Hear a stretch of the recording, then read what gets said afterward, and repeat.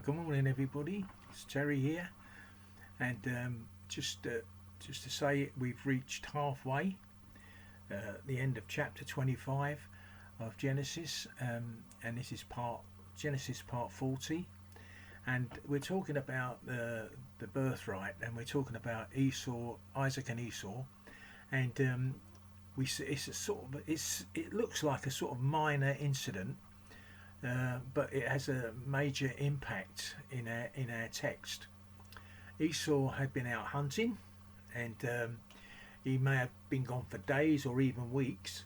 And when he returns, he's very hungry, and apparently he'd not been very successful in hunting because when he came back, Isaac was already cooking a meal, and Isaac just loved cooking the game um, that Esau brought back, but he'd already started cooking, probably from a previous um, trip that Esau had taken. Anyway, he could smell the food, and he just loved the smell of it. We walk in the kitchen and you can smell food cooking, and you think, oh, I mean, I can be sitting here and smell something being cooked in the kitchen, and I can think, oh, I can't wait to get there. And it's a bit like that's the sort of picture we see.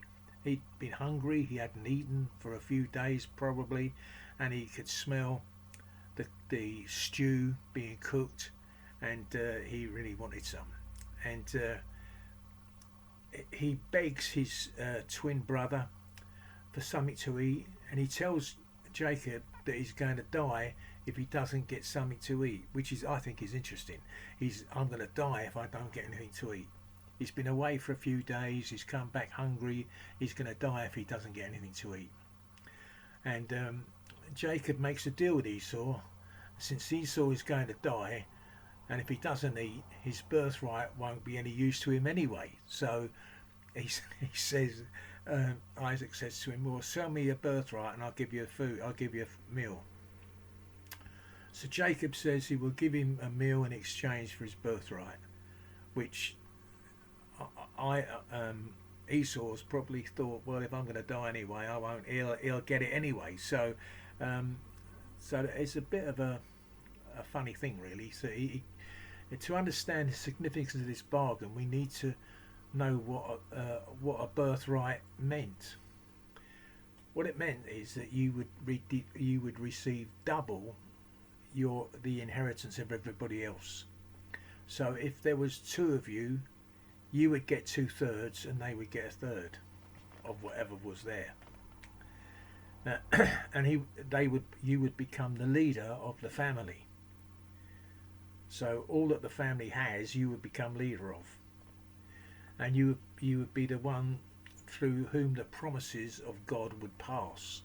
So all the promises to the family or to the nation or to the nations that God had invested upon this family, they would all come through you. Esau has a choice. He has a choice here.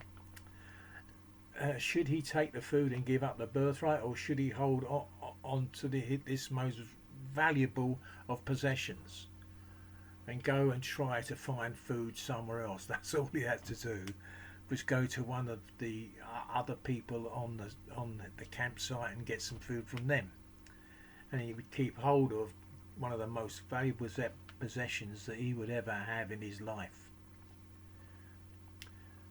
But Esau chose to live in the moment.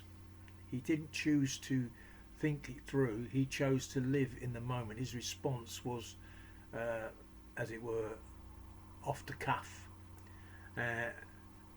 And he swears that his birthright now belongs to Jacob. He gave his birthright to Jacob for a bowl full of food. We shake our heads at his short-sightedness. I mean, it was crazy. But we've done the same ourselves from time to time. When we chose to applaud our friends rather than stand true to God, we've done the same as Esau. When we choose what is easy over what is right, we've done the same as Esau. When we choose to hoard what we have rather than reach out to the needy, to give to the needy, we've done the same as Esau. Every day we must choose between the temporary and holiness before the Lord. As every day we get the choices of those things. What is temporary and what is being holy unto the Lord. Esau, and I just say, are you trying to make it on your own? That's another thing he was trying to do, make it on his own. Is self-sufficiency your God? Is being independent, is being self-sufficient your God today? Is he? Is it? And or are you willing today to stand before the Lord and confess your need of his transformation in your life? Are you willing? Are you wanting? Do you need the Lord to transform your life into the way that he wants you to live for him, to live with him, to do all the things that you know he's called you to? There's a choice today. It's a choice today that we all face every day. The Lord loves us. He wants the best for us. He's holy. He wants us to be holy as he is holy. He wants us to be good as he is good. He wants us to be just as he is just. He loves us. He wants the very best for us. Have a great day. See you again soon.